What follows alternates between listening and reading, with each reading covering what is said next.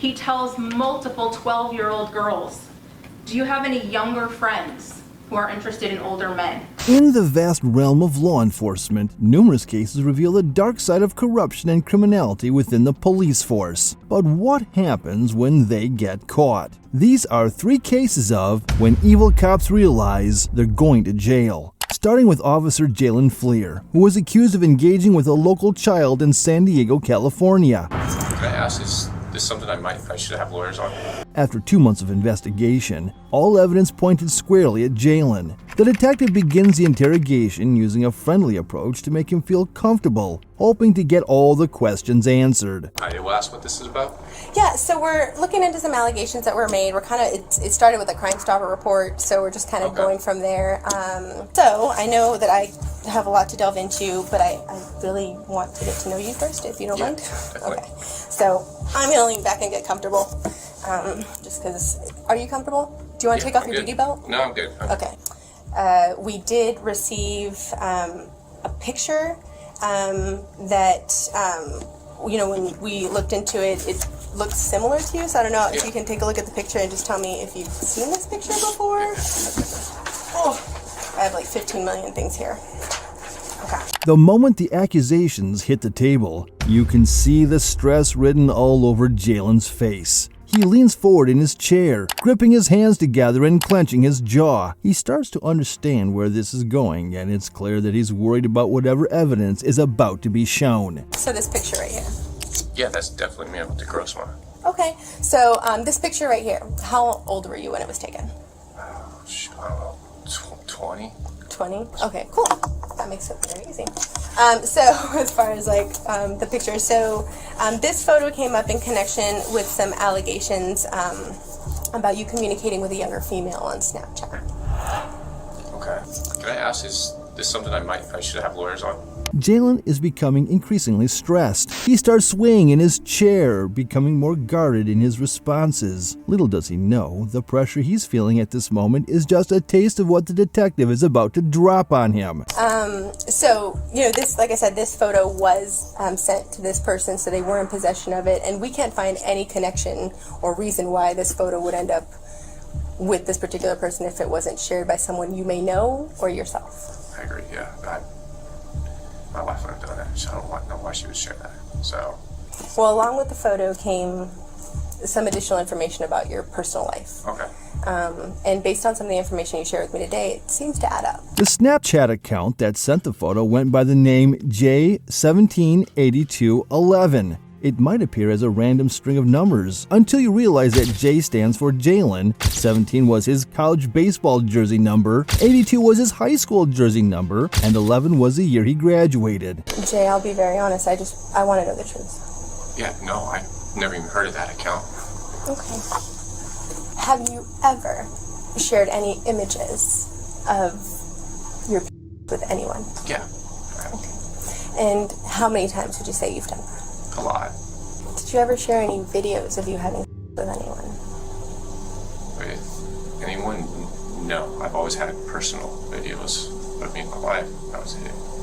And my ex actually had one. But deciding he's said enough, Jalen asks for a lawyer. But things take a turn when the police quickly hand him a search warrant to grab his DNA, phone, and car. The police use this stuff to build a strong case against Jalen. Just a few weeks later, he turns himself in, facing 20 charges including lewd acts with children under the age of 14, pandering children under 16, and engaging under the age of 16. He was then sentenced to 12 years in prison. Have you offered your resignation or not?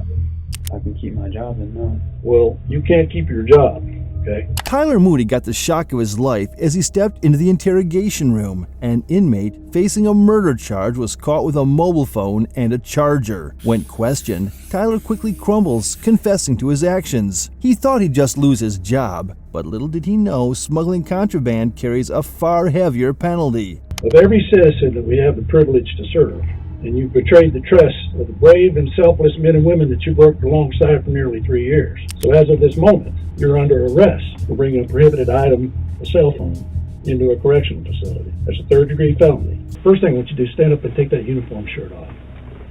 You don't deserve to wear it. Handing a prisoner a mobile phone lands Tyler with a 1-year prison sentence. Currently, he's serving that time in the very place he used to patrol as a cop. The tables have turned drastically. But these disturbing acts are nothing compared to the atrocities that Daniel Holtzclaw committed. Daniel faced interrogation following a report that he conducted an illegal traffic stop, forcing a female driver to undress and perform a on him. The detectives later found out that this was just one of multiple other crimes that he would later be accused of. You turn in your activity card, walk me through it all again. Turn my activity card, I leave out of station, turn off my computer, done for the night, head left to go westbound on 50th from Prospect. About a block down, I see a Grand Prix in the outside lane. I was in the inside lane. Directly in front of me, car swerved at that time.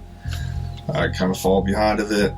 Lincoln, I didn't want to light it up at the stop sign, so I waited till it go forward and just lit it up just to the west. And then that's when I made the traffic stop. Daniel recalls the events of that night, asserting that everything happened so fast he forgot to report the stop, runs a records check, or even log in for the night. However, his certainty doubted his answers, avoiding eye contact, taking unusually long pauses, and incomplete sentences. Eventually, 36 charges were brought against Daniel. CSI is processing your car right now. Right. And when we stepped out, they found some pubic hairs right in here. Could they be yours? No, that's not. I didn't pull my. I didn't do anything right there. Did she? No. But so you think they could be? No, it's not. No. Nothing on mine. Your pubes couldn't be No. right there? No. You seemed a little extra worried whenever you talked about seeing her boobies. You sure she just didn't flash you? I can't. She did not flash. I don't want to say I can't recall, but I'm pretty positive she didn't When I flash see a me. pair of titties, She went like this, but nothing as far as I'm going like crazy looking. lifting the shirt. No. This whole situation and It's kind of scary. It is scary, and I don't want my rep to be. Everything's about in law enforcement. I'm 3 years on. I know that, but everything's about your rep, Absolutely. and I don't want this to fall on my rep. Daniel's reputation took a nosedive when DNA tests on the car's hair revealed a perfect match, and his girlfriend's statements contradicted his story. Post-interrogation, he found himself on administrative leave. However, the storm intensified as 12 more women came forward with allegations just 2 months later, leading to his subsequent arrest. Verdict, count 1, battery. Defendant is guilty of the crime of battery and set punishment at 8 years. Count 2, procuring lewd exhibition. Not guilty of the crime of procuring lewd exhibition. Count 3, burglary in the first degree. Defendant is not guilty of the crime of burglary in the first degree, nor lesser included. Count 4, procuring lewd exhibition. Defendant is guilty of the crime of procuring lewd exhibition, and punishment is set at 5 years. Daniel was found guilty on 18 of the 36 charges and sentenced to 263 years in prison.